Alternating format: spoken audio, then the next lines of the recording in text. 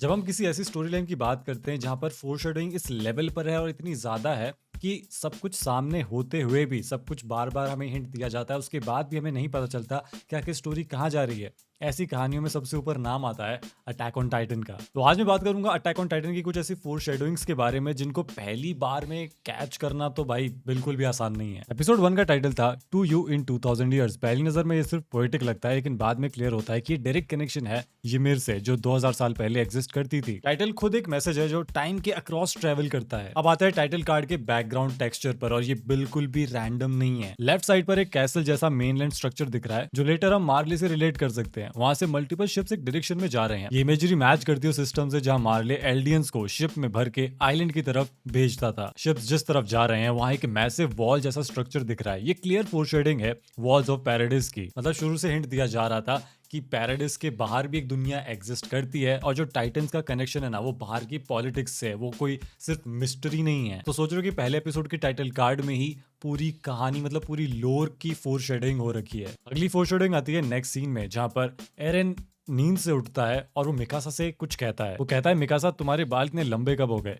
उस टाइम पे मिकासा के बाल एक्चुअली लंबे ही होते हैं। तो लाइन थोड़ी ऑड लगती है, जैसे एरन ने अभी अभी कोई अलग वर्जन देखा उसका। और सीरीज के एंड होते होते ना मिकासा का हेयर कट बिल्कुल बॉय कट वाला हो जाता है, उसके बाल बिल्कुल छोटे हो जाते हैं। तो ये जो फोरशेडोइंग थी ना, ये कोई हेयर स्टाइल चेंज की नहीं थी, बल्कि इस बात की थी कि एरन अगर एक्चुअली में फ्यूचर देख सकता था, और जब वो सो रहा था तो उसने फ्यूचर की मिकासा को देखा था, इसीलिए वो बालों की बात कर रहा था। और बाद में हमें पता चलता है कि अटैक टाइटन की एबिलिटी होती है कि वो फ्यूचर इनहेरिटर्स की मेमोरी तक एक्सेस कर सकते हैं। और जब पास्ट का कॉन्सेप्ट इंट्रोड्यूस होता है तो टाइम लीनियर नहीं रहता, पास्ट प्रेजेंट फ्यूचर सब कनेक्टेड होते हैं। तो एपिसोड 1 का जो छोटा सा डायलॉग है ना, ये एस्टेब्लिश करता है कि एरन येगर का फ्यूचर से जो कनेक्शन है ना वो एपिसोड 1 से ही था, लेकिन उसको खुद ये बात समझ में उस समय तो नहीं आ रही थी। और इसके आगे एपिसोड 1 में हांस और एरन का ना झगड़ा होता है थोड़ा सा। एरन कहता है कि बाहर टाइटन से लड़ाई हो रही है और तुम यहाँ बैठकर दारू पी रहे हो। और तब हांस कैजुअली बोलता है, but it's not a big deal if you happen to drink something with a little alcohol in it. उस वक्त ना ये बस एक ड्रंक गार्ड का एक्सक्यूज लगता है, मतलब थोड़ा कॉमिक रिलीफ के लिए। लेकिन सीजन 4 में जब ज़ीक येगर अपने स्पाइनल फ्लूइड को सीक्रेटली वाइन में मिक्स करवाता है और पैराडाइस मिलिट्री के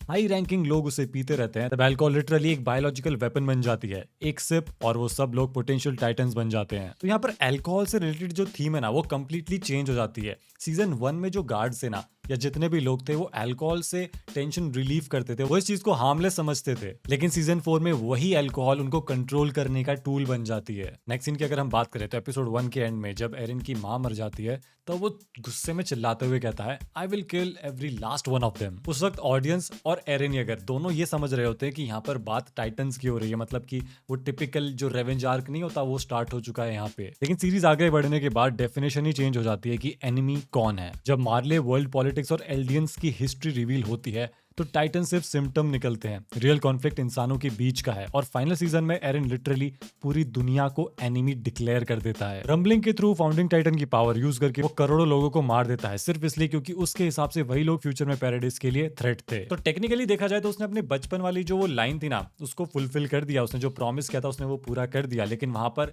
जो देम थे, जिस देम की वो बात कर रहा था कि I will kill every last one of them, वो टाइटन्स नहीं बल्कि वो लोगों की बात कर रहा था। इसी एपिसोड से एक और फोरशेडोइंग देखने को मिलती है। एक शॉट आता है जहां पर मिकासा ना अपने हाथों को देख रही होती है, उसके हाथों में कुछ होता नहीं पर ऐसा लगता है कि उसके अकॉर्डिंग उसने कुछ तो पकड़ रखा है। इस मोमेंट पे पीछे एक शैडो दिखता है जो प्रेइंग मैंटिस जैसा लगता है। पहली बार देखते वक्त ये बस आर्टिस्टिक शैडो लगता है, लेकिन सिंबोलिज्म समझो तो सीन का मतलब काफी डार्क हो जाता है। प्रेइंग मैंटिस के बारे में एक फेमस बायोलॉजिकल फैक्ट है कि फीमेल मैंटिस मेटिंग के बाद मेल के हेड को काट देती है। और मेटाफोरिकली देखा जाए तो सीरीज के एंड में बिल्कुल यही होता है। फाइनल एपिसोड में मिकासा ही होती है जो एरन येगर का सर काट के इस चीज को खत्म कर देती है, और ये करने के बाद में उसके हाथ में सही में एरन येगर का हेड होता है। यानी एपिसोड 1 में ही हिंट था कि मिकासा का प्यार और उसके प्यार की डेथ सब कुछ एक ही मोमेंट पर होगा। लेकिन ये सिर्फ एक बार नहीं हुआ, सीरीज में ना बहुत बार इस चीज को हिंट किया गया था। अब देखो सीजन 3 तक तो हमें पता चल चुका था कि ज़ीक, एनी, बर्टोल्ड और राइनर विलन्स हैं। लेकिन ट्रेनिंग डेज के दौरान एक मोमेंट आता है जहां राइनर मजाक में एरन येगर से कहता है, you play the bad guy next. उस वक्त ये बस रोल प्ले जैसा लगता है, जैसे कि एक कैजुअल बैंटर चल रहा हो। लेकिन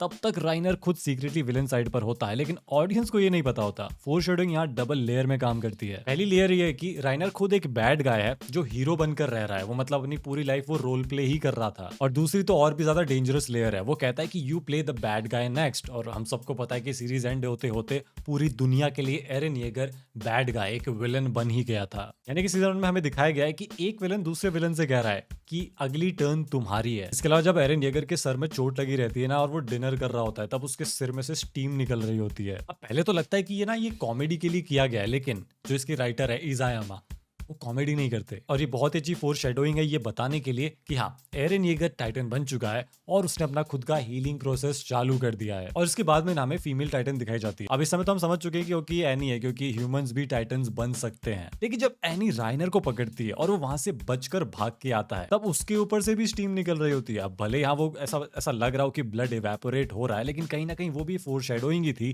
कि राइनर भी एक टाइटन है। यानी कि उस सीन में राइनर सिर्फ बचकर नहीं आया था, वो हील भी कर रहा था। और हील सिर्फ वही कर सकते हैं जो टाइटन होते हैं। सीजन 2 में कासल वाली फाइट से पहले ना एक छोटा सा मोमेंट आता है जहां पर यूमिर ना एक कैंड फूड का टैग पढ़ लेती है जो अननोन लैंग्वेज में लिखा होता है। ये लैंग्वेज मार्लियंस की होती है। तब राइनर बोलता है तुम ये पढ़ सकती हो। अब प्रॉब्लम ये है कि उसे लैंग्वेज पहचान ही नहीं आनी चाहिए थी। अगर उसे पता है कि लैंग्वेज अलग है, मतलब वो ऑलरेडी आउटसाइड वर्ल्ड से फेमिलियर है। यानी कि उस लाइन में ही स्लिप हो गया था कि ये बंदा जो है ना, ये वॉल्स के अंदर का नहीं है। फिर जब टाइटन्स कैसल को तोड़ना शुरू करते हैं और सिचुएशन होपलेस हो जाती है ना, तब राइनर और ब्लूटूथ एक दूसरे को देख रहे होते हैं और सोचते हैं कि अब कुछ तो करना पड़ेगा, टाइटन फॉर्म लानी पड़ेगी, वरना तो कुछ नहीं होगा। तब तक ऑफिशियली रिवील नहीं हुआ था कि ये दोनों टाइटन्स है, लेकिन इन दोनों की जो बॉडी लैंग्वेज जिस तरीके से एक दूसरे को देखते आई कॉन्टेक्ट करते हैं, उससे हिंट मिल रहा था कि इनके पास कुछ तो आइडिया है। और इतना सब होने के बाद में इज़ायामा ने हमको गधा समझा और सोचा कि इनको कद्दू नहीं पता चलने वाला कि ये कौन है, तो उन्होंने मुंह से ही बुलवा दिया। यानी कि कैरेक्टर्स खुद बोल रहे हैं कि भाई मैं आर्मर टाइटन हूँ, मैं कोलोसल टाइटन हूँ। और हम लोग तो सरप्राइज हो गए कि भाई ये तो किसी ने आते हुए देखा ही नहीं था, ये तो क्या भयंकर रिवील है, जबकि इतने सारे हिंट्स दिए गए थे। नेक्स्ट फोरशैडोइंग आती है एरविन स्मिथ की। वो कहते हैं who do you think the real enemy is. उस वक्त ये डायलॉग ना बड़ा कंफ्यूजिंग लगता है। हमें लगता है आंसर सिंपल है,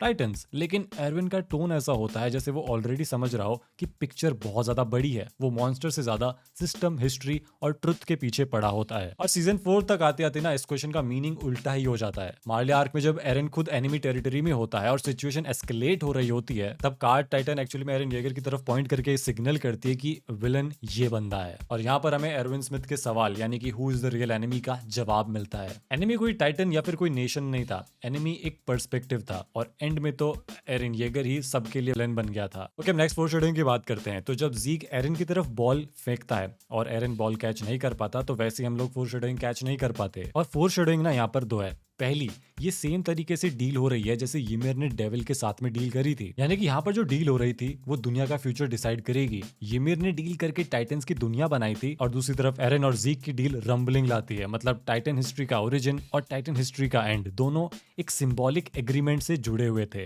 और दूसरा, इस सीन में जो शैडो है उसमें एरन और ज़ीक दोनों का हेड नहीं है और बाद में कुछ ऐसा ही हुआ था। इन दोनों ही आदमियों का ना सर काट दिया गया था और इसी तरीके से इनकी मौत हुई थी। अब बात करते हैं इस वीडियो के आखिरी पॉइंट की। तो जब सीजन 1 में एरन येगर उस टाइटन के मुंह के अंदर रहता है और बचने की कोशिश कर रहा होता है, तब वो कहता है like I will die at a place like this. और सीरीज के एंड में वो एक्चुअली में एक टाइटन के मुंह के अंदर ही मरता है। मतलब भाई साहब, इतनी लंबी फोरशैडोइंग, इतना लंबा, मतलब ये सिंबॉलिज्म देने के लिए तो पीक लेवल की राइटिंग चाहिए और वो इज़ायामा से बेटर शायद कोई नहीं कर सकता। तो यार ये सब फोरशैडोइंग सुनने के बाद में अगर आपका मन कर रहा है कि अटैक ऑन टाइटन रिवॉच करना चाहिए, तो वी आर द सेम। क्योंकि ये सब कुछ आपसे डिस्कस करने के बाद में अब तो मेरा भी मन कर रहा है कि यार अटैक ऑन टाइटन को एक रिवॉच दे दूं और क्या पता और भी बढ़िया बढ़िया डिटेल्स निकल कर आ जाए। हालांकि मुझे पता है कि इस पूरी सीरीज में ना और भी बहुत सारी डिटेल्स है, बहुत सारा सिंबॉलिज्म है, फोरशैडोइंग है, जो कि हम आने वाली वीडियोस में डिस्कस करेंगे। एक वीडियो के अंदर सब कुछ डिस्कस करना तो पॉसिबल नहीं था। तो ये तो मेरा one of the favourite anime है और इस पर मुझे वीडियो बना के बड़ा ही मजा आया।